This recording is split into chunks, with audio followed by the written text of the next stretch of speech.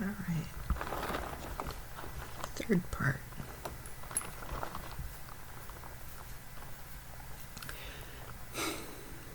Now, of course,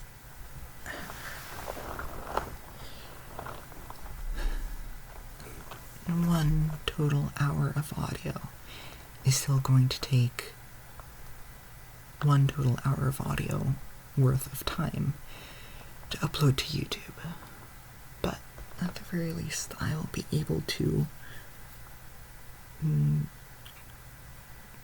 create longer content, even though it is cut and broken up into multiple bits and pieces.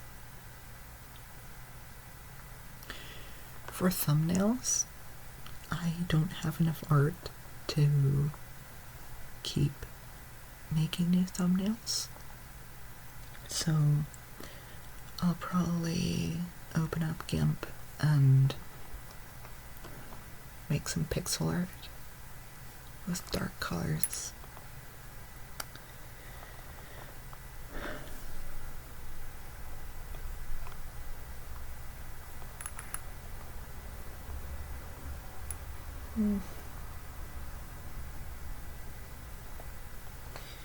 GIMP can, at times, be irritating to use, but for the most part,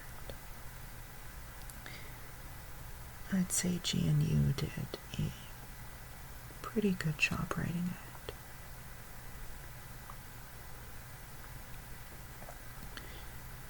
Has very few memory leaks. In general, the program is just pretty robust.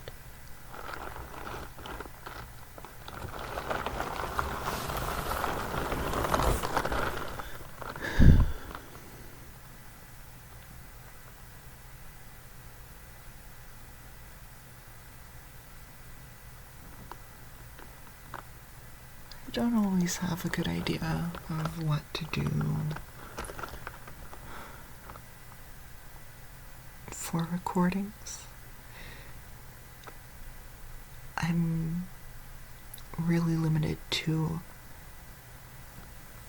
just an audio channel. I don't have I guess I do have a visual channel, but it's pretty hard to use because the camera set up for that would be annoying to set up, to say the least.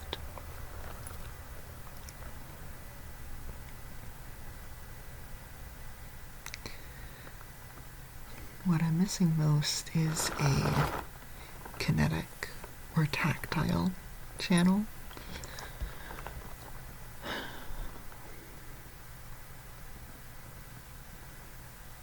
Basically meaning I'd have a way to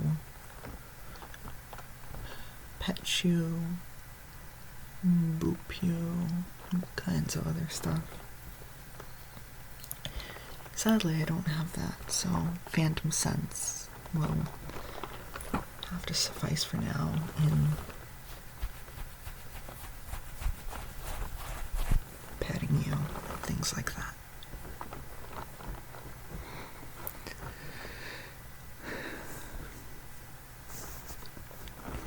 At least I'm assuming that the creatures watching this would have a somewhat strong phantom sense. I myself am a therian, so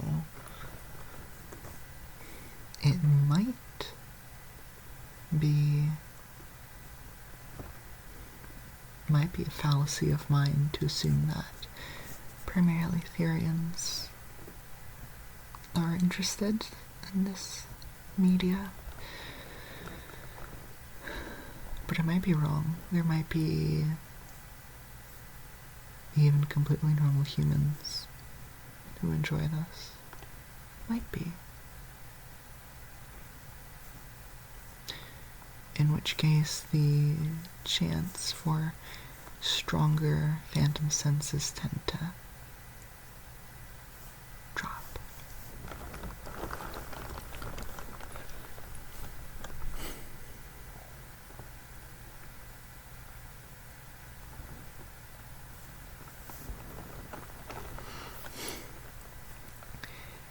therianthropy is... it's interesting, especially when combined with other abnormalities.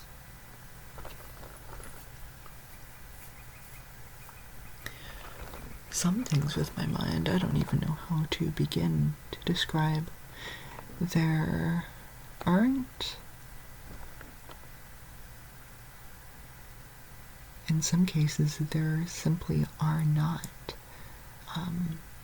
psychological designations or abbreviations, diagnoses to accurately describe it. Of course, you could argue that, a word like other unspecified dissociative disorder, I mean, okay, yeah, technically, okay, that picks it up, but you've given zero description. Really?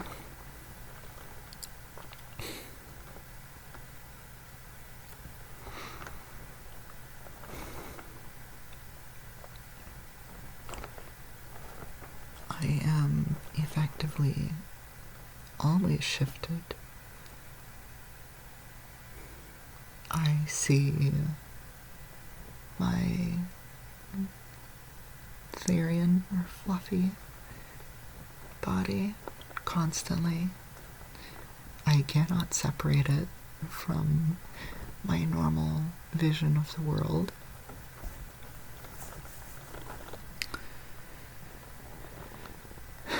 Not internally, at least. There are some chemicals that I know are capable of doing it.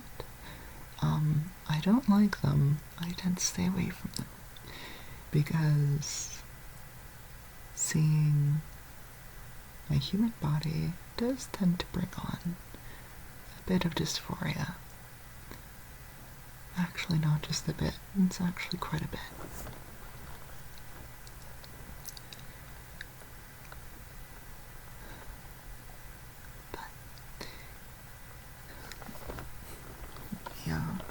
I struggle for ways and words to describe my experience.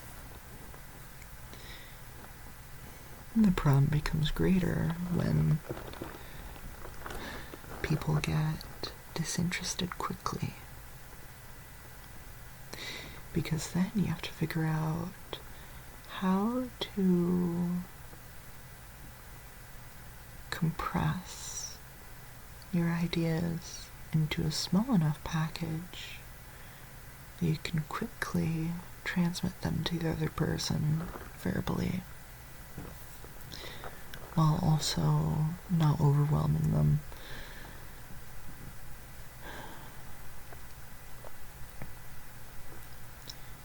Humans are especially difficult to explain this to because they are always living very, very busy lives.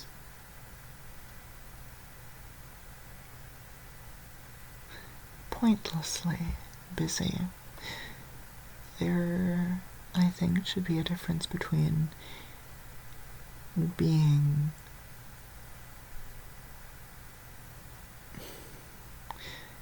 see, a lot of these words have had their definitions, well, not hijacked, but I created my own definitions for them when I was much younger, and humans haven't really given them the same definitions, but productively busy versus wastefully busy.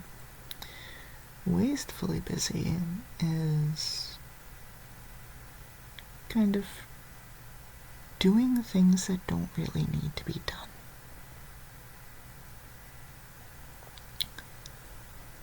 There are a lot of things that fall under that category that humans do. Let's take filing data as just an example. A useless, busy example of that would be something like,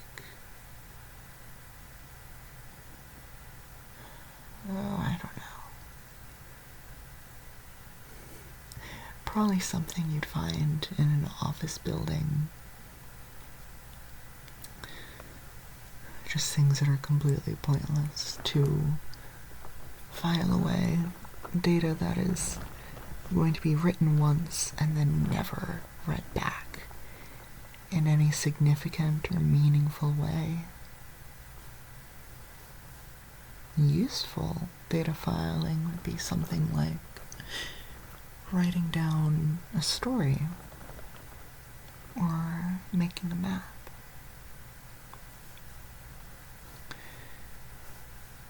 In short, my idea of productivity and humanity's idea of productivity are in stark opposition to each other.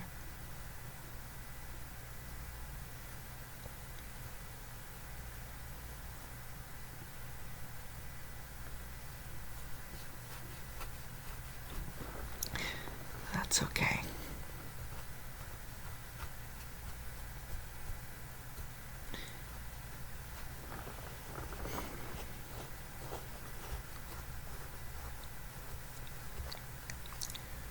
One of the things I value very most is consent, and I'm not going to force humans to accept different definitions or force them all to live the type of life I'd find most ideal.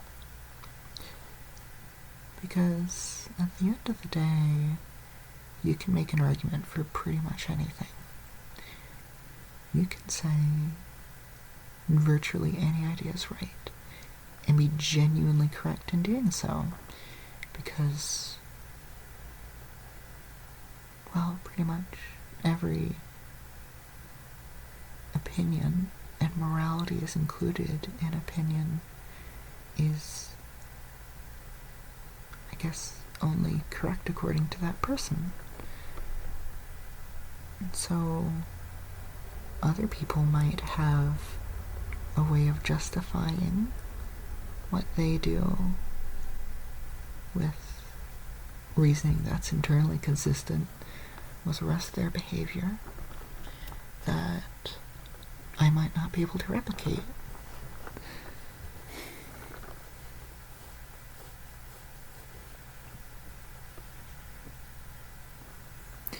As an example, even though we only have 2 minutes left in this clip, but as an example, even though I've already made that introduction,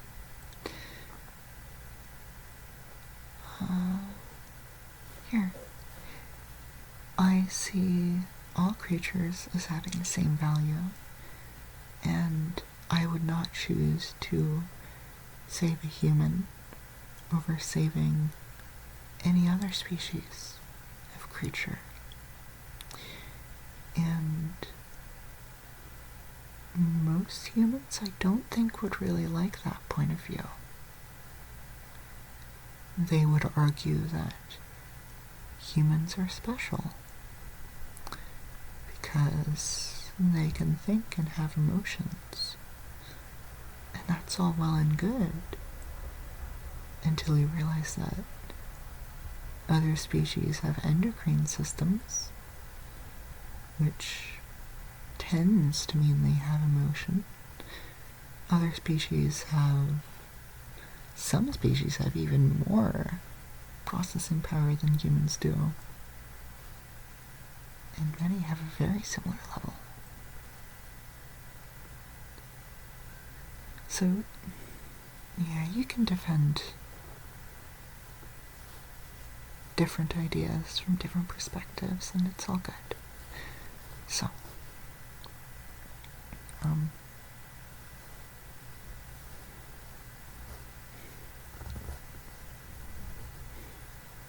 really just